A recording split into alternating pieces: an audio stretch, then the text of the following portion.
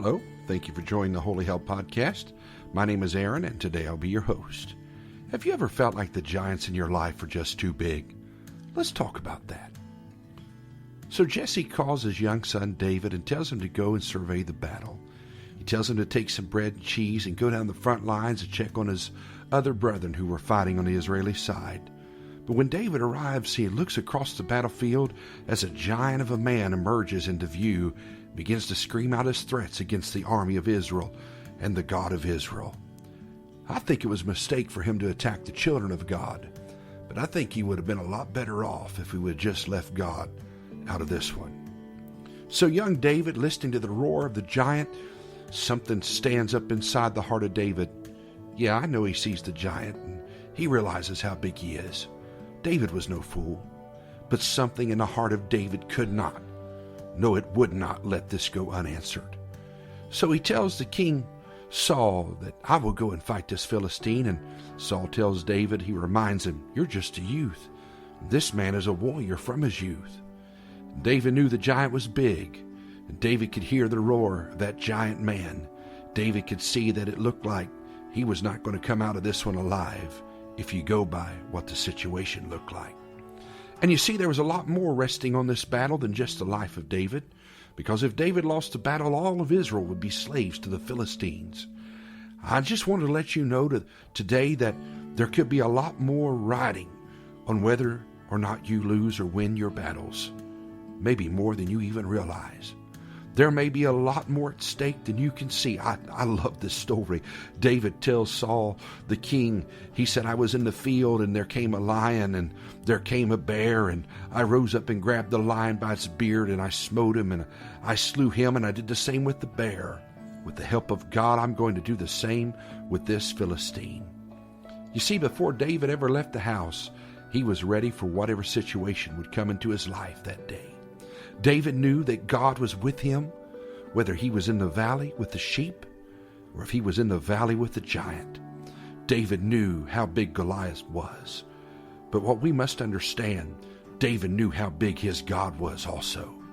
David leaves the front lines and enters the valley of Elah, headed toward the beast of a man called Goliath. You know, sometimes you wake up in the morning and you have no idea what's over that next hill. There may be a Goliath that enters your day, and there you stand face to face with one of the biggest challenges in your life. You didn't ask for it. You didn't look for it. You just happened to find it. So we find David and Goliath looking eye to eye at each other, and Goliath roars out, am I a dog that you send this little child to fight me? I'm going to feed you to the fowls of the air and to the beasts of the field. And then something happens. The Bible tells us that Moses endured as seeing him who is invisible. And all of a sudden Goliath's sword glistens in a noonday sun, and his shield sparkles across the valley as if to shine victory for the enemy of God and his people. But wait a minute, there's something Goliath could not see. For what Goliath could not see was the God of Israel arising up from behind David. This nearly 10-foot giant thought he was something, but what he did not realize is the invisible God of heaven was standing up behind this little red-headed boy in the valley, and all of a sudden the odds of the battle change.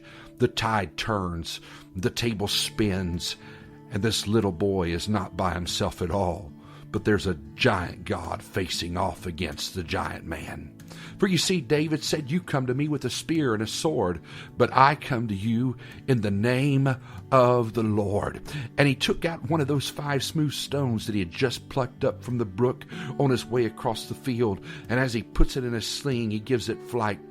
I don't think it was possible for him to miss, for divine providence was giving the flight to the stone and direction to the rock.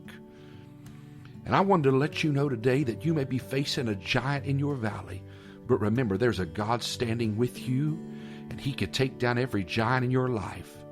You see, it looked like it was a little boy against a big giant, but what it ended up being was a little boy with a big God against a little giant. And when it's all said and done, and the dust settles, God puts another victory under his belt. The boy emerges victorious.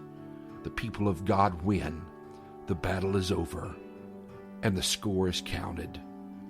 Oh, Brother Roper, I wish you could hear this. The score is God 100 and the devil 0.